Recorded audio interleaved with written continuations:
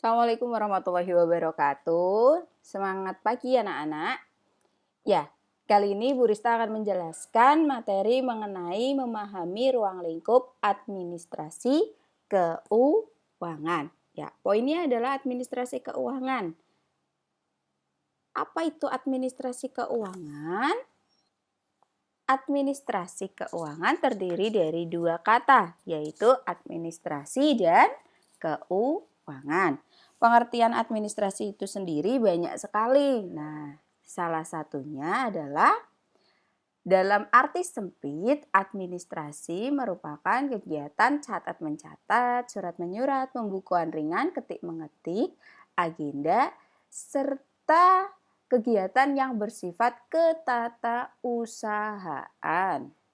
Kemudian, dalam arti luas, administrasi adalah proses kerjasama sekelompok orang dalam suatu organisasi untuk mencapai tujuan secara efektif dan efisien. Untuk pengertian administrasi lengkapnya, kalian nanti akan pelajari di mata pelajaran administrasi umum, ya. Kemudian keuangan, apa itu keuangan? Keuangan adalah rangkaian kegiatan prosedur dalam mengelola keuangan, baik penerimaan maupun pembiayaan atau pengeluaran secara tertib, sah, hemat, berdaya guna, dan berhasil guna. Dari sini ada yang mau ditanyakan dulu? Sudah bisa dipahami? Nah, kalau kalian sudah mengetahui pengertian administrasi dan keuangan, coba kita gabungkan. Administrasi keuangan berarti pengelolaan yang meliputi segala aktivitas yang berkaitan dengan keuangan dan pencapaian tujuan sebuah organisasi perusahaan. Jadi kalau kalian mau mengingat-ingat administrasi keuangan itu apa? Itu ada 3 poin, yaitu pengelolaan yang berkaitan dengan keuangan untuk mencapai tujuan perusahaan. Poin 3-nya itu. Kemudian, setelah kalian mengetahui pengertian administrasi keuangan, menurut beberapa ahli, administrasi keuangan itu dibagi menjadi 2 pengertian, yaitu ada pengelolaan keuangan dan tata usaha keuangan. Pengelolaan keuangan itu sendiri adalah proses pengaturan, pemanfaatan, serta pengadaan keuangan sehingga tugas-tugas tersebut dapat dilakukan secara efektif dan efisien dengan baik. Ya. Sudah bisa paham?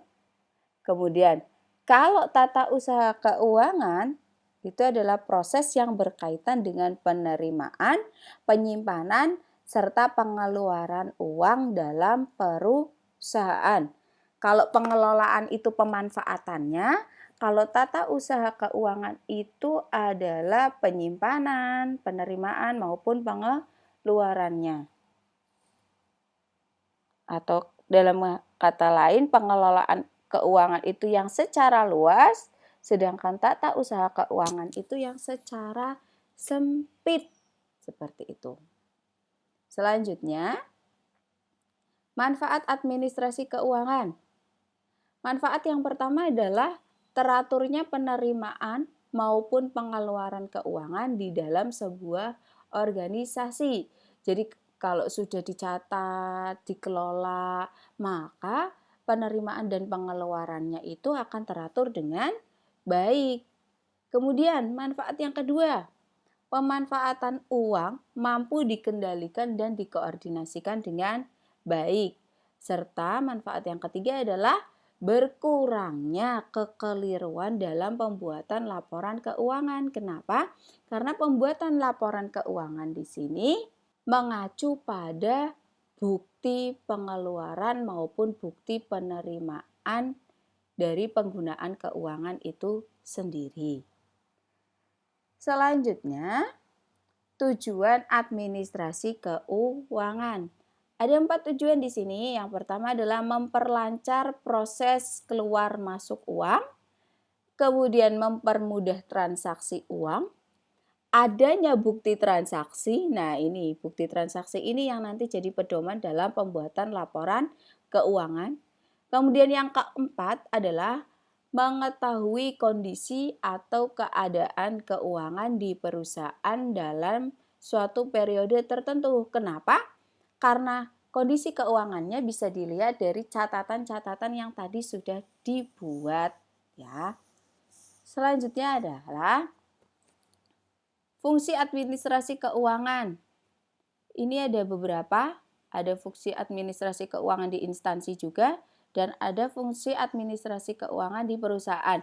Ini akan Bu Rista jelaskan nanti di video selanjutnya ya.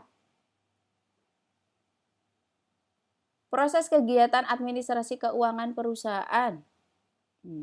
Yang pertama, prosesnya adalah melakukan pencatatan transaksi barang dan jasa.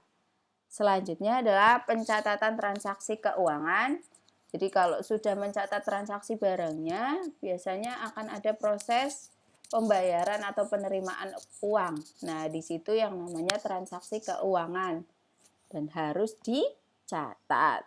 Kemudian ada surat menyurat, ada pajak, ya taat pajak ya. Sudah selesai. Sekian materi pertemuan hari ini. Apabila penjelasan dalam slide masih kurang jelas, silakan bisa chat Bu Rista ya. Semangat belajar, jaga kesehatan, jangan lupa bahagia. Wassalamualaikum warahmatullahi wabarakatuh.